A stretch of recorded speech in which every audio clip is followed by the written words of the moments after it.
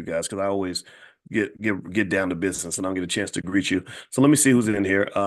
I see Tequila Bush, good to see you, and Ama and Anissa and Taquana, Beatty Souter, Bays, Blazing Stock, Carol Heath, Chamir, Chris Long, Claudia, good to see you, Crystal, Angel Maria, D.W., Denise Bryant. And it's like we say D, that makes me think about my friend D1. He's going to be on the Breakfast Club, I think today, actually. So if you watch the Breakfast Club, look for D1. Um, I gotta make a note here.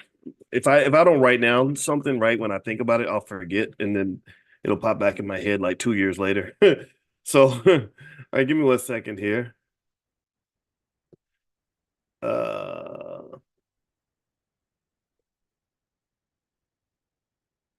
and also, if you want to join us in Los Angeles for the Stock Option Summit, I sent you all out a link to join and join at a discount. If you haven't gotten the link yet, just let us know in class and I'll get you the link. I think the URL is going to be like the stockoptionsummit.com or something like that, but I don't even know if that's connected yet. So, so anyway, you guys, actually, if you text the word morning to 87948, at some point I'll send you guys the link again so you can join us if you want to come to LA. So that's going to be April 19th. And also the All Black National Convention is going to be October 25th. Those are our two big events this year. We're not going to do a ton of events or a ton of travel. All right, so let's jump in. Okay, so Diane Parker and Khaleesi and LaShonda, Lori, Eubanks, Marcia, Marina, Nicole Tony, Patrick, sorry, Patricia Jackson, Patrick S. I see you, Philip Moss, Polly Lyons, Robert Isaac, Valiant, Trinae. All right, so the first thing I want to kind of jump into is a little bit of it relates a little bit to some stuff that my wife and I talked about yesterday. Has anybody seen the this series? I might have mentioned it before, but it was on my brain this morning. That series that's gone viral. Who the F did I marry? Has anybody been watching that? Like this lady, I mean, this series has probably gotten 50 to 100 million views. I wouldn't be surprised if it's bigger than the Cat Williams interview, because I mean, this lady, she did 50 or 60 videos about her husband and all the lies that she says were told during this relationship. And it kind of, I guess it triggered a lot of people and got a lot of interest. And so now it's to the point where she's getting all these crazy offers from corporations. I think Mercedes sent her some sort of note. I don't know if they're going to give her a car or something, I guess, because the guy said he was going to get a Mercedes for her or something and she didn't get it. And another one was, I think Delta is going to fly her to Paris because her ex-husband promised to fly her to Paris. Has anybody seen this stuff? This is actually quite crazy. And so I was looking at this and I was interested in all of this. My wife did a deep dive with some therapists about this. They're actually going to do on Fly Nubian Queen. They're going to do another one later on. I think in next Sunday. The therapists tend to meet on Sunday, and kind of break down what happened here in a way where we can kind of learn from this. Because the thing is that this lady who happens to be black, her name is Tisa Risa or Risa Tisa or something. I think she's like officially a celebrity now. Like she'll be at the BET Awards or something. I guarantee it. Um, a lot of people related to what she went through because they have seen it themselves. Just yesterday, I talked to a female friend of mine who told me about a guy that she met on a blind date who told her that he told her that he was a high-ranking military official and that he also was a Hollywood director and that when Obama waves to the crowd, he's really waving at him and that he had done these death-defying missions in Southeast Asia, and that he was also a multimillionaire with a private jet. And he just rattled on with all this stuff. And this was a good-looking man that she said looked perfectly normal on the outside, but he just really thought that these lies were just perfectly normal. And now he's an extreme case. But what's interesting is that you just hear so many disturbing stories about people that are in the dating scene that are just pathological liars. And one of the gems that one of the therapists dropped when she was speaking with my wife on Fly Nubian Queen was, and I'm gonna try to see if I can find that link to that conversation the therapist had. It was really good. They really broke it down, and she talked about What was it? She talked about mirroring, and it's a technique that people can use to basically take advantage of when you're not being conscious, to take advantage of your fantasy or to take advantage of your void that you're seeking to fill. So if you have some fantasy in your head, like I expect, the perfect man to come in like a white knight on a white horse and ride me off into the sunset, then which for most people that's a hard fantasy to fulfill. But there are people who are like, okay, if that's what you want, if that's what I need to tell you in order for you to give me what I want, then I'm going to feed you that whole fantasy. I'm going to just give you that whole lie, and you're going to believe me because you want to believe me. You want to believe that finally Jesus has delivered the man you've been waiting for the last 15 years, and that's and that's finally your blessings have been delivered to you. And I think it's really interesting because as a man, I always kind of felt like, gosh, it's kind of strange. It's almost like a person who pretends to be perfect will get preference over a person who is honest, but imperfect, right? We say we want people to be honest with us and to keep it real, but then when they really keep it real, we're like, no, no, no, that's not, that doesn't, that's, I don't like that about you.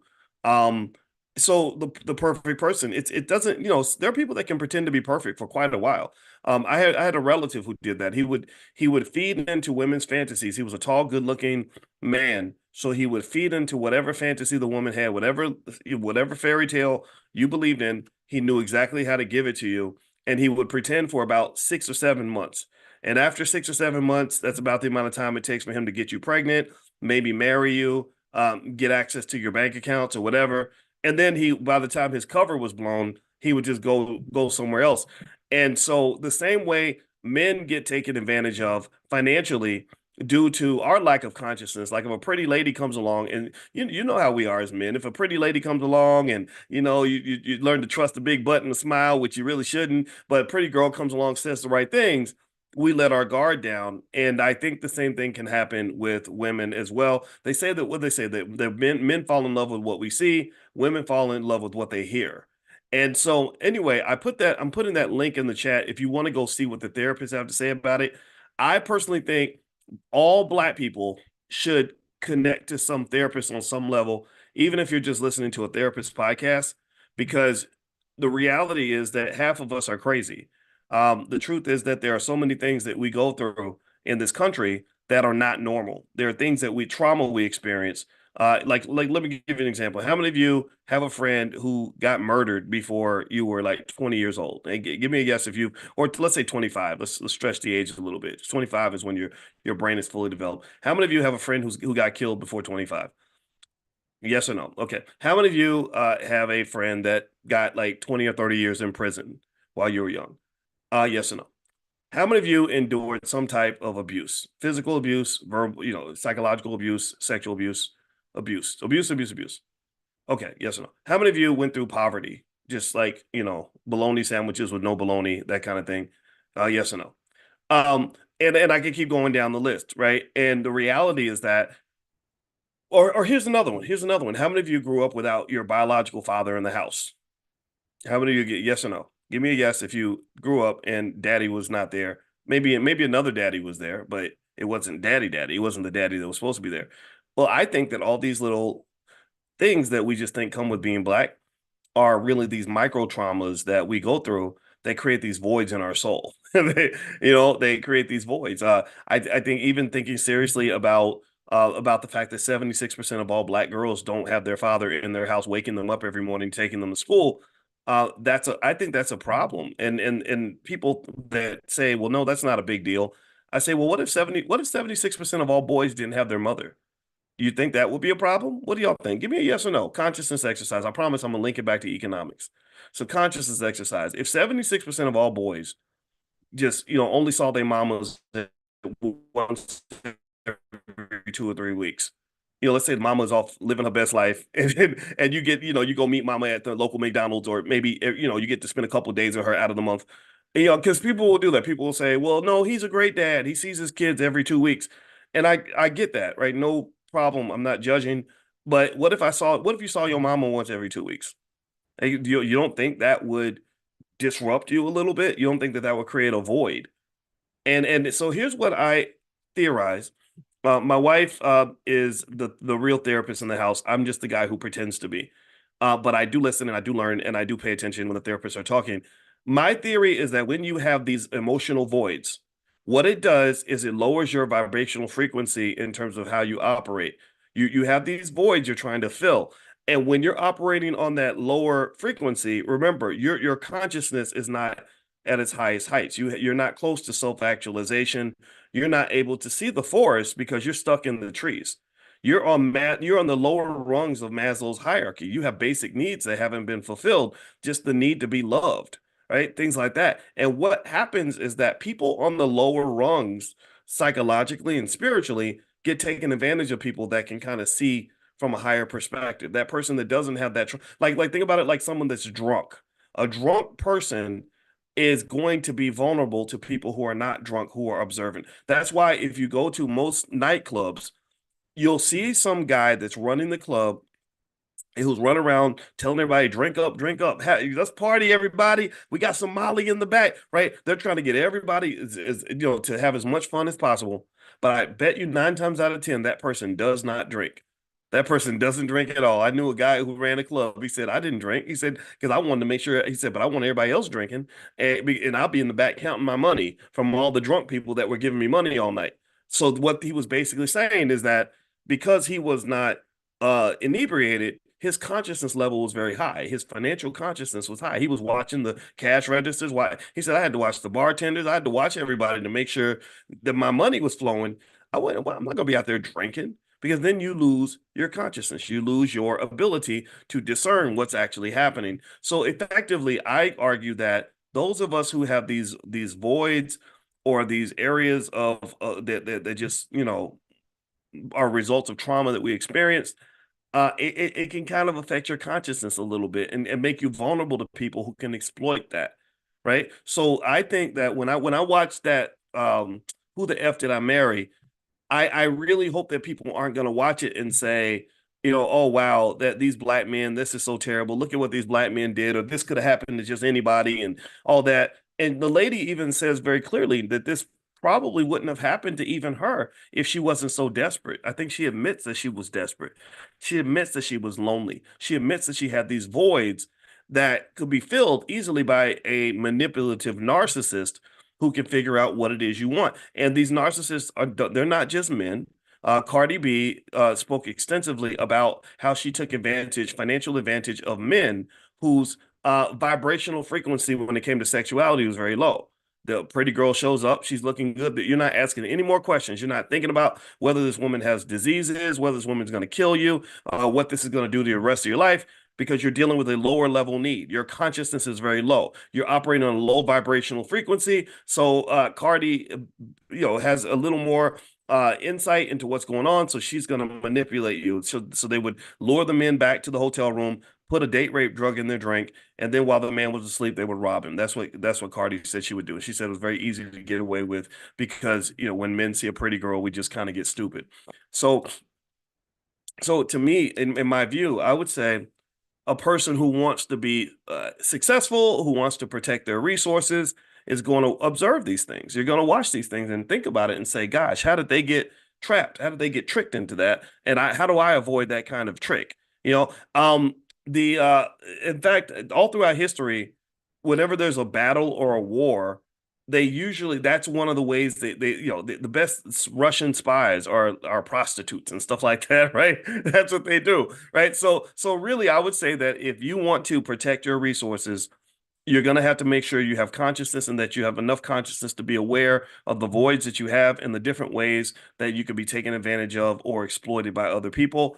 Or, this poor lady, Risa Tisa, whatever her name is, you don't want to have a tragedy story like that. And I deliberately push against that because I feel like as Black people, we expect to have all of these sad stories.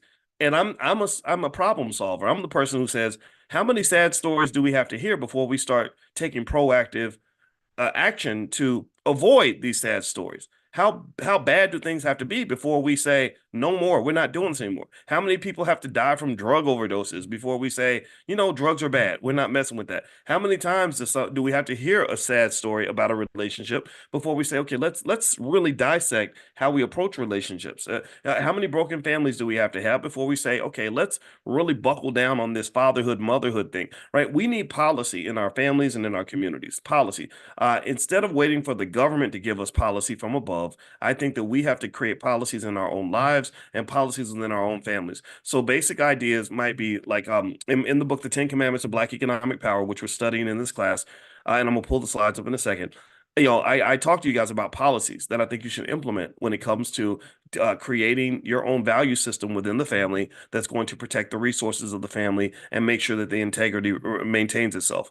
Okay. All right. So let me mention one more thing. Oh yeah. So you guys know last week we had the guest speaker come into the Black Business School, Sherry Mitchell, who did the training on the origins of anti-blackness, where she went back like 1,000 years and literally broke down exactly why everyone hates Black people and where that comes from. Well, apparently the Zoom was filled to capacity. It was just, I guess, over. Like you guys were more excited than I didn't know how excited you'd be, but it sounds like you were very excited. So because it was over capacity and sold out and filled to the max, she decided to do another one this week. And so if you want to join, it's going to be tomorrow night, Thursday night at 8 o'clock Eastern. You may want to get there early because the Zoom fills up very, very quickly. And so here is the link. I'm going to give you guys the link in the chat, and feel free to join that. That's just a free event courtesy of the Black Business School. There is a fee, but you guys don't have to pay it because you're here. You're here in the class. So that's one thing that's happening. And then also tonight at 8:30 p.m. Eastern, we're doing our book club meeting. As you guys know, Dr. Boyce Book Club meets every Thursday. Sorry, every Wednesday, not every Thursday. Every Wednesday at 8:30 p.m. Eastern, and we're reading Dr. Claude Anderson books. So right now, we're reading The Black History Reader, and so if you want to join us and get free access to my live class, you can go to the link that I'm sharing with you right now. So let me pop this link in here, and you can also text the word greatness to 87948. If you text greatness to 87948, you'll also get a link that way as well. All right, so there we go. So there's some stuff there for you that you can bring your whole family, and I hope that you'll consider doing that. We want to be the educational institution for the Black community. We want to be a modern day HBCU. That is not going to charge you an arm and a leg, but also going to give you specific training and education that is directly and deliberately targeted toward building a stronger independent community, meaning strong, economically strong business ownership, strong families, strong intelligence, strategic thinking, stuff like that. That's what we do.